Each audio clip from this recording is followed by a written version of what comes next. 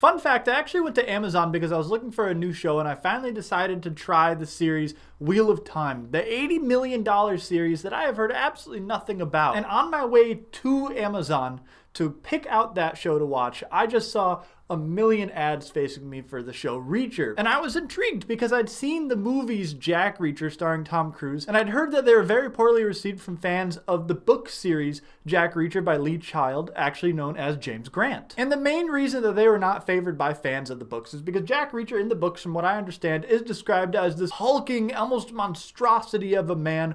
I don't know what the hell you feed him, but he is too damn big! Bigger and more intimidating than Dwayne "The Rock" Johnson is in real life. And then they decided to go off and cast like 4'9", $110 soaking wet Tom Cruise for the role, who, you know, doesn't exactly inspire a lot of fear into the hearts of people. Feeling strong, my friend? Call me Elf one more time.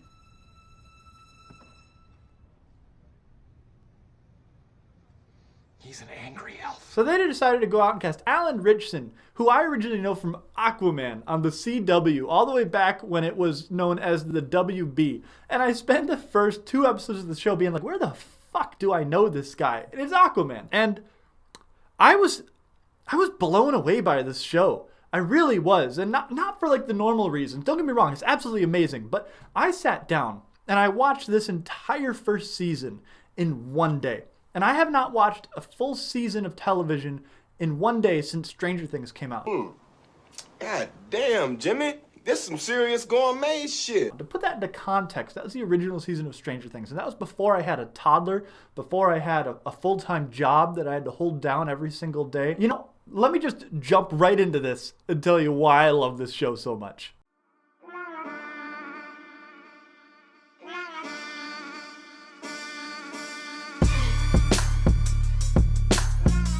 So as mentioned before, Reacher is adapted from Killing Floor, the very first series in the, I believe, like 36 books in the Jack Reacher series written by Lee Child, actually James Grant. And now if you don't know much about it, Reacher is an old military MP that has retired from the army. And he is just kind of going around America, living off the funds that he gets each month from the military. And he pulls up in a bus to the small town of Margrave and is suspected of a murder that took place the night before. And eventually it was found that the murder is actually of his older brother, and he teams up with local law enforcement to figure out who the murderer is, and a whole big conspiracy that has to do with money laundering and counterfeit money and Venezuela and Southern America and trading ports takes place in something that you believe starts as just a small town murder that doesn't really make much narrative sense that he happens to be there when his brother was, but you know, I'll get to that. And just blows up into this huge astronomical thing that has to do with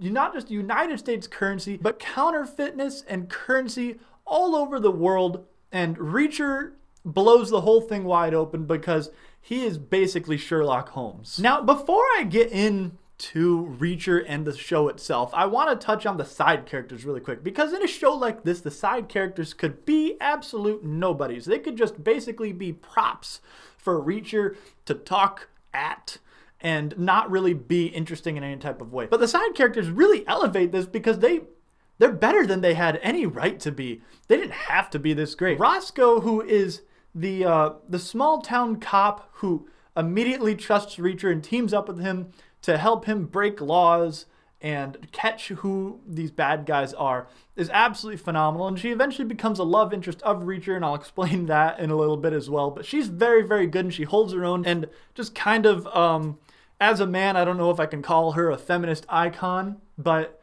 I think I just did. So I did. I called her that anyway. And then you also have Finley, who is this lead detective for the small town, this grizzled cop from Boston that has a Harvard education and is way above this police station, but he had some problems with his marriage.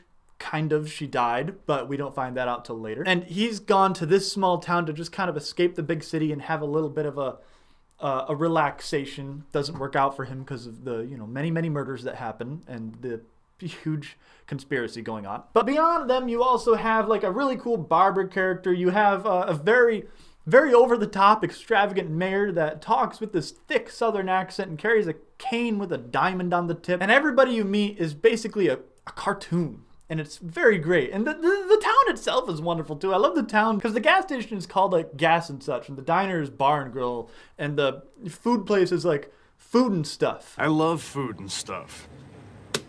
It's where I buy all of my food. And most of my stuff.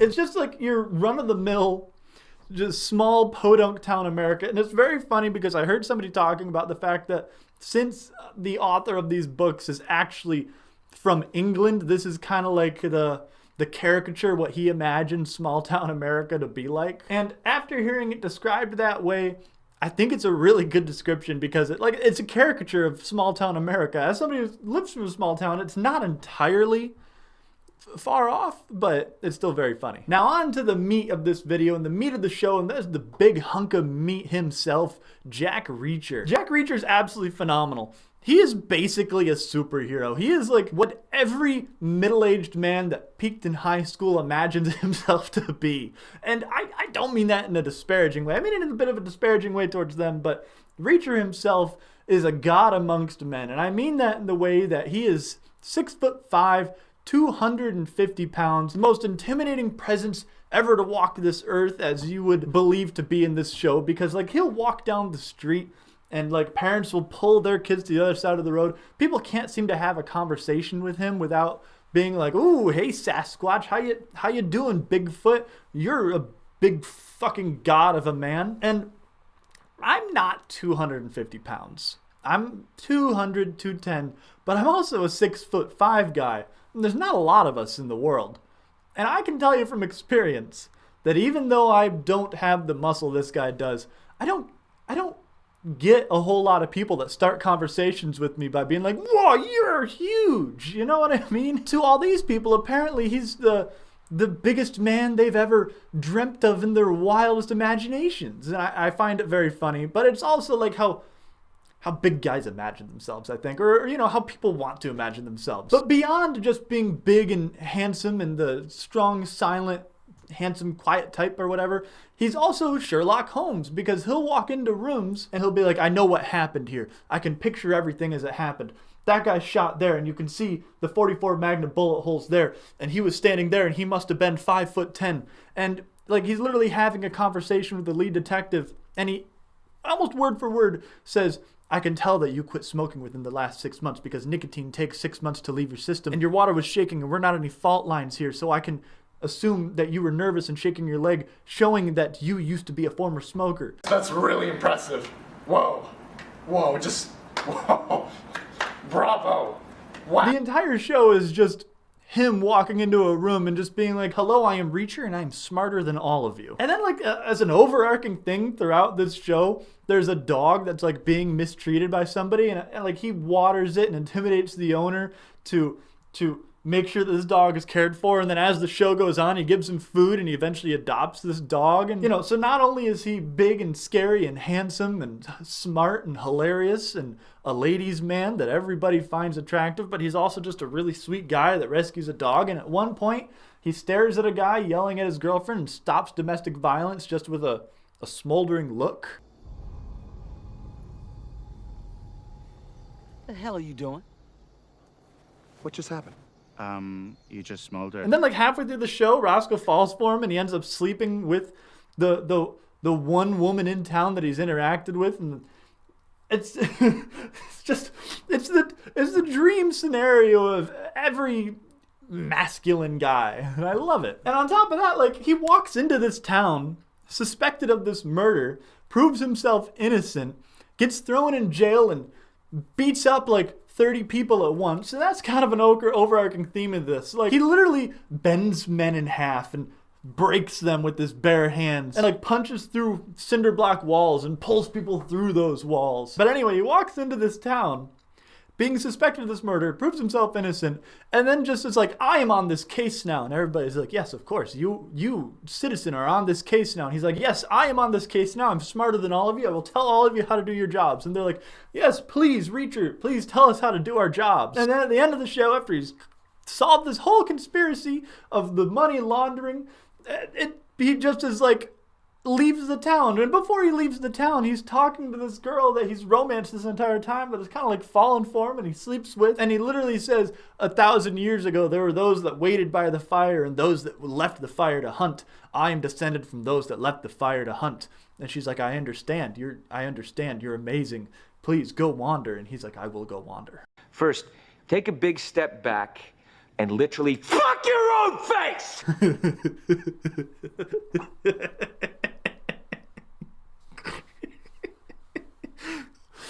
I love it. I love it so fucking much. You know, narratively speaking, there's so many things of this that make absolute no sense. Like, but I can look past all of that because it's so fucking good and hilarious in the best ways, but also action-packed, and the drama and the mystery, I will admit, is stupidly intriguing. Like, I actually cared about the story of this, even though parts of it make no sense. Like, he happened to be in this town when his brother was murdered because he was there to listen to some music about somebody that his brother told him about once. And he just happened to be in this one spot in America where he was killed. He happened to be in this one spot in America where all the counterfeit money was being made, when his brother just happened to be the people that have stopped all money counterfeiting in the entirety of America. And halfway through the show, there's this FBI agent that Finley calls in from Boston to take a family into witness protection off the books. And about 3/4 way through the show, my wife was like, I bet he's in on it. And I was like, no, he's not going to be in on it. That makes narratively no sense. This guy's not attached to any of this stuff in any type of way. He's just a Boston Fed helping a buddy out. And then in the end, he was like one of the biggest people involved in this. And then narratively, it's just like, that's the biggest coincidence in the entirety of the world. But I'm okay with it. And then at the very end, like Finley gets to fight the Fed guy that was his buddy. And Reacher gets to fight KJ, who I didn't mention actually killed his brother. But it doesn't really matter. But anyway, he fights KJ. And then Roscoe fights the mayor, who she found out killed, like, her adopted dad. And they all basically get their boss fights, and then everything works out. Everybody just looks past the fact that this Reacher guy killed like a dozen or 20 people with his bare hands or with bullets or by snapping them in half. And, you know, it's fine. He solved the case, you know? Oh, I just love it so much. You know, and I don't even want this thing to be off the air for that long.